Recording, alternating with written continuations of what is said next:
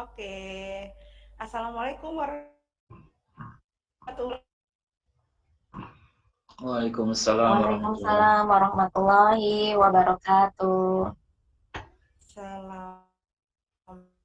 Pagi menjelang siang, Bapak Ibu, apa kabar semuanya? Baik, Alhamdulillah baik. alhamdulillah. Alhamdulillah, baik ya. Oke, nah kemarin kita sudah belajar tentang modul ajar nih Bapak Ibu, ya kan, yang disampaikan oleh instruktur kita. Nah, saat hari ini kita mau membahas tentang asesmen gitu ya. Nah, sebelumnya ini untuk ice breakingnya kita, saya nggak pakai gerakan, saya coba pakai Mentimeter. Boleh Bapak Ibu ke link yang saya berikan di dalam chat.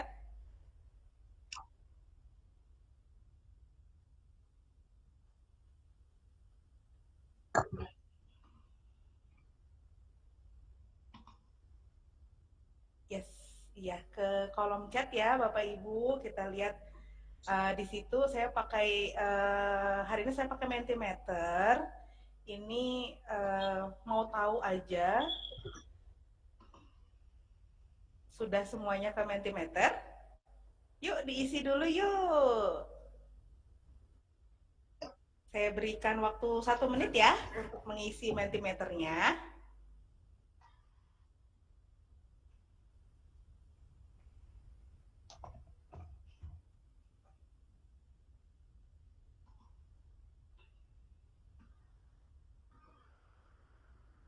Oke, coba saya coba untuk share.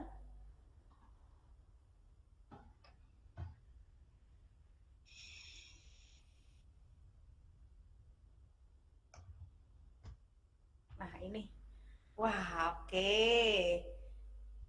Ada yang sudah isi, alhamdulillah gembira. Optimis, tenang, happy. Wah, alhamdulillah. Lalu siapa lagi? Ini udah semua isi? Oke. Saya isi Wah, 3. wah, oke. Alhamdulillah ini semuanya perasaannya positif ya.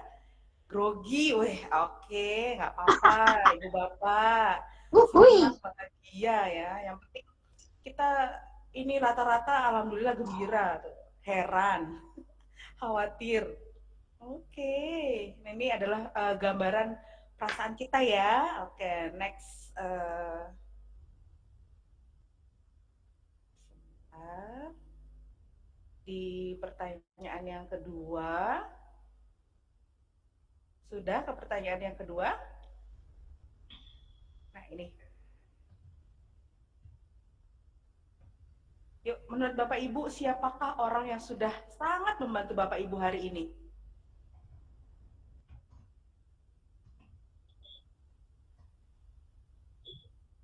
Mungkin ada tukang sayur, wah membantu banget nih hari ini untuk supply sayur.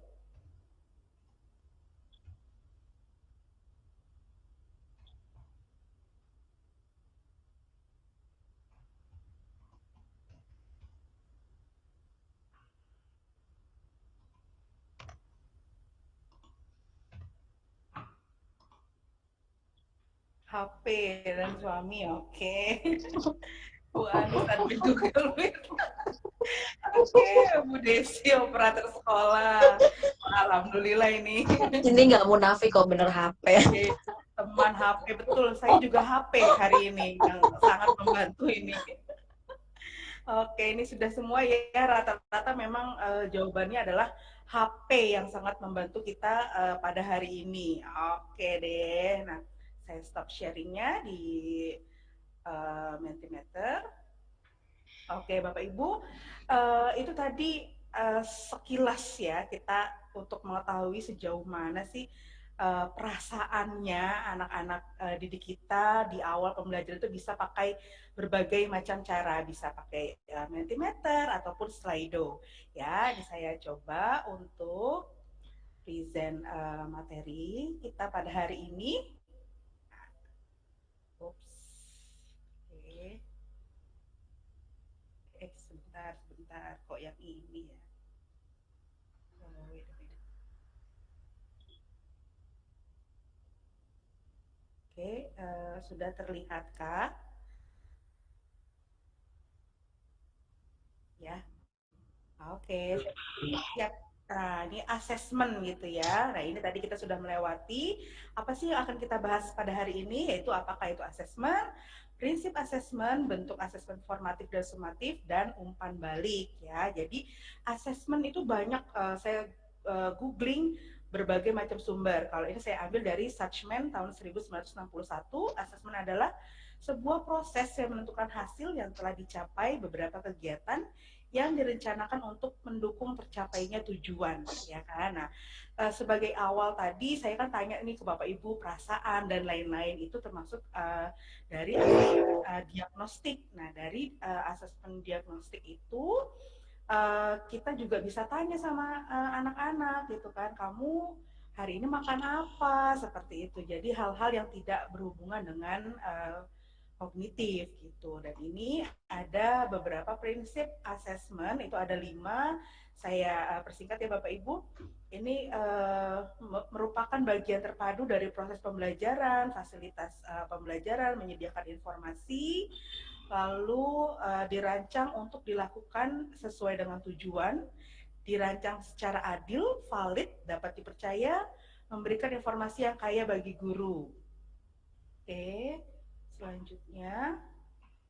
Nah, asesmen sebaiknya meliputi berbagai bentuk tugas, instrumen, dan teknik yang sesuai dengan tujuan pembelajaran yang ditargetkan. Jadi bisa berbagai macam asesmen, tidak hanya satu saja.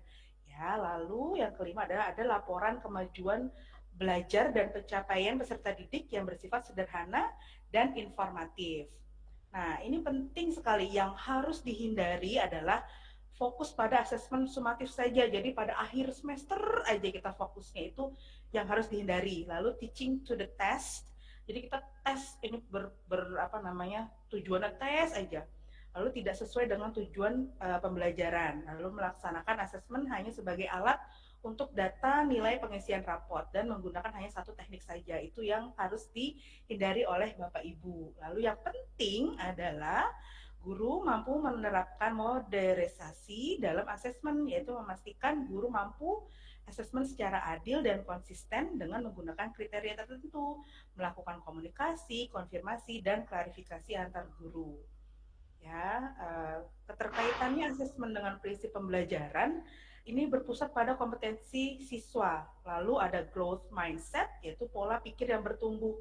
Harapannya asesmen bisa membangun kesadaran proses tujuan pembelajaran lebih penting daripada hasil akhirnya. Jadi kan kalau kata orang ini ya, kalau nggak salah itu nggak belajar. Nah, dari proses kesalahan itu kita bisa juga mengakses peserta didik kita. Lalu ini bagian belajarnya mencakup pada ranah sikap, pengetahuan, dan keterampilan, menerapkan nilai-nilai karakter yang terkandung pada profil pelajar Pancasila seperti yang telah dijelaskan di modul ajar di sesi kita yang kemarin.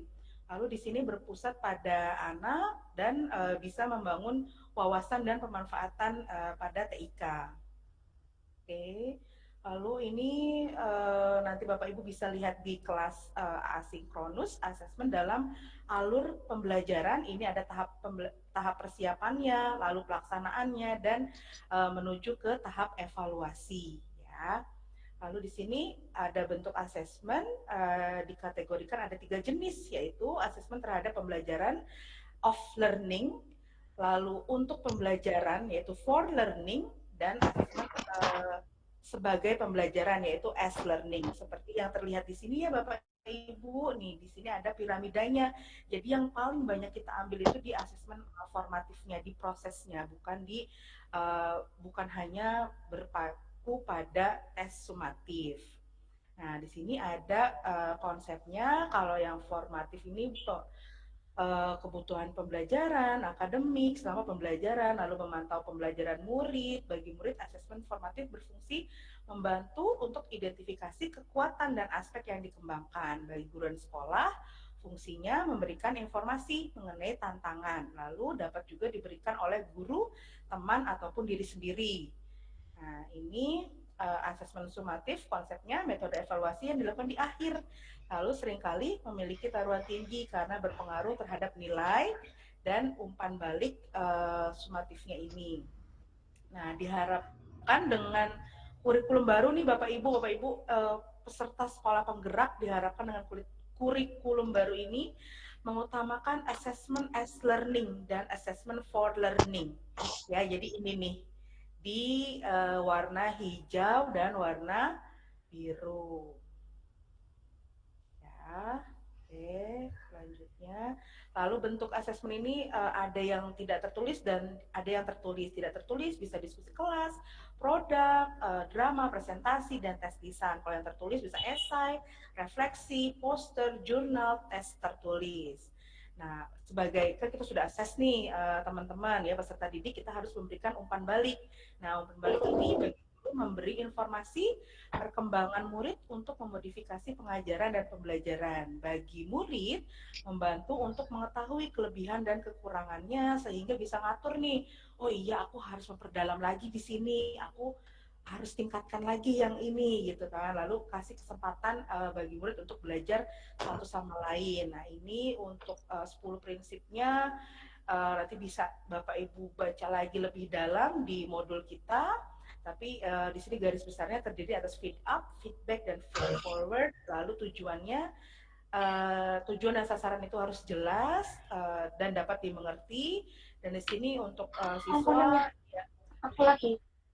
Identifikasi apa yang mereka tahu, apa yang mereka pahami, di mana kesalahannya, lalu di mana kesalahpahamannya yang bisa dikonfirmasi ke gurunya, lalu kapan mereka terlibat dan tidak terlibat dalam pembelajaran. Nah, ini hal baru nih yang kemarin saya juga dapatkan nih dari pembelajaran bersama instruktur lainnya, yaitu ladder of feedback. Jadi ada berbagai macam cara untuk memberikan umpan balik secara berjenjang. Jadi yang pertama ada klarifikasi, lalu penilaian, perhatian, saran, dan apresiasi. Jadi bentuk-bentuknya nanti bisa Bapak Ibu gali lebih dalam di kelas asinkronus gitu ya. Lalu saya tadi dapat quotes.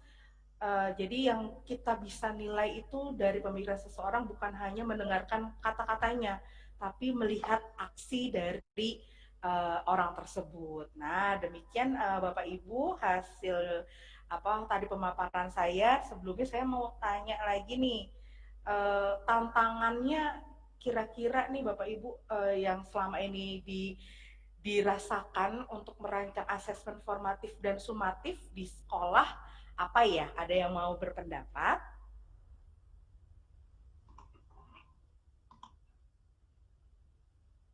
Ada yang mau berpendapatkah? Tantangannya apa pas Bapak Ibu merancang tes sumatif dan formatif? Oke, Pak Wahyu. Ya, tantangan yang kita hadapi, yang saya hadapi adalah bagaimana membuat asesmen formatif atau sumatif itu satu yang sesuai dengan tujuan pembelajaran. Yang kedua, asesmen yang menarik, yang ditunggu-tunggu oleh peserta didik. Nah, agar seperti itu bagaimana ya Bu ya? Oke. Iya, siap. Nah, sebelum saya kasih tanggapan, ada yang mau menanggapi pertanyaan tadi dari Pak Wahyu?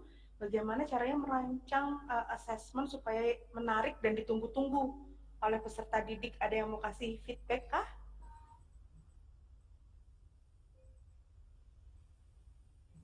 Oke, coba saya jawab ya Pak. Kalau sesuai sama apa yang sudah kita pelajari nih di sekolah penggerak, coba saya lagi coba untuk, kan kita ada capaian tuh, ada capaiannya apa, nanti kita tarik dulu ke belakang benangnya, tujuannya ini, berarti tes sumatifnya nanti ini. Nah, untuk itu berarti setelah kita menentukan nih sumatifnya kira-kira kita mau ada karya ilmiah gitu ya, ada karya ilmiah berarti nanti kita tarik lagi ke depan. Oh, oke, pas formatifnya kita harus apa nih di karya ilmiah? Analisis lingkungannya yang pertama gitu kan. Analisis lingkungan berarti kita mau apa? Mau jalan-jalan sekitar rumah gitu kan, sekitar rumah. Boleh dibikin rubriknya. Setelah bikin rubrik nanti bisa melakukan dia peer assess sama temennya gitu. Terus bisa juga dia dengan cara wawancara, tidak hanya langsung kita kasih tugas aja. Nanti bisa bentuknya wawancara, setelah itu nanti dia melaporkan hasil wawancaranya dalam bentuk video, mungkin seperti itu Pak. Lalu bisa lagi yang lain selama 3 kali, nanti 3 atau berapa kali ambil di formatifnya, setelah itu kita ke sumatifnya tadi, apa namanya, karya ilmiah tentang lingkungan, seperti itu Pak. Jadi bisa macam-macam nanti formatifnya untuk menuju ke sumatif. Seperti itu. Ada yang mau menanggapi lagi?